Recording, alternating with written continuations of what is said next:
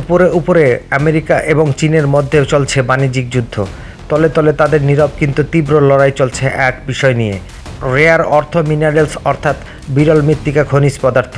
Smartphone থেকে শুরু করে বৈদ্যুতিক গাড়ি, বর্তমান সময়ে প্রায় সব কিছু তৈরির জন্য অপরিহার্য এই খনিজ পদার্থ। বর্তমানে গোটা বিশ্বের বিরল মৃত্তিকা খনিজের 70% সরবরাহ করে চীন।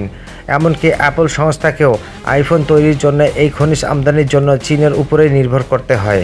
দুই বিশ্বশক্তির মধ্যে ক্রমবর্ধমান বাণিজ্য উত্তেজনা এবং শুল্ক যুদ্ধের মধ্যে চীন থেকে বিরল মৃত্তিকা খনিজ সরবরাহের ভবিষ্যৎ নিয়ে অনিশ্চয়তা তৈরি হয়েছে।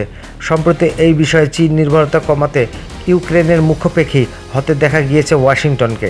এরপর কি তাদের নজর পড়বে বাংলাদেশের উপর? বলা যেতে পারে লটারি জিতে গিয়েছে মোহাম্মদ ইউনূসের দেশ।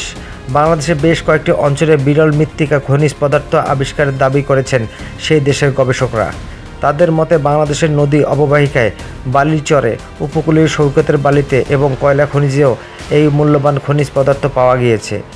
এই আবিষ্কারের বাণিজ্যিক সম্ভাবনা এখনও স্পষ্ট নয়, তবে এই খনিজ যদি বাণিজ্যিকভাবে খননযোগ্য হয় তাহলে এই আবিষ্কার বাংলাদেশের অর্থনীতির জন্য নতুন দরজা খুলে দিতে পারে বলে মনে করা হচ্ছে। যদি এই সম্পদগুলি বাণিজ্যিকভাবে খনির জন্য কার্যকর হয়ে ওঠে তাহলে বাংলাদেশে হঠাৎ করে বিশ্বব্যাপী আলোচনার কেন্দ্রবিন্দুতে আসতে পারে। শীঘ্রই আমেরিকা এবং চীনকে ইউনিসের দরজা করার নাড়তে দেখা যেতে পারে। ভূ রাজনীতির ক্ষেত্রে বাংলাদেশের ভূমিকা গুরুত্বপূর্ণ হয়ে উঠতে পারে।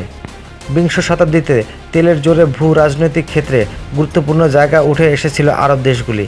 বিশেষজ্ঞদের মতে একবিংশ শতাব্দীতে তেলের জায়গা নিতে পারে বিরল মৃত্তিকা খনিজ।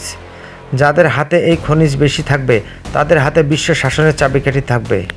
আমেরিকার নেতৃত্বে পশ্চিমী শক্তিগুলো যখন এই ক্ষেত্রে চীনের একচেটিয়া আধিপত্য ভাঙার চেষ্টা করছে, তখন অপ্রত্যাশিতভাবে এই বিশ্বজুড়ে টানাপোড়েনের সবচেয়ে আলোচিত নামগুলির মধ্যে চলে আসতে পারে বাংলাদেশ।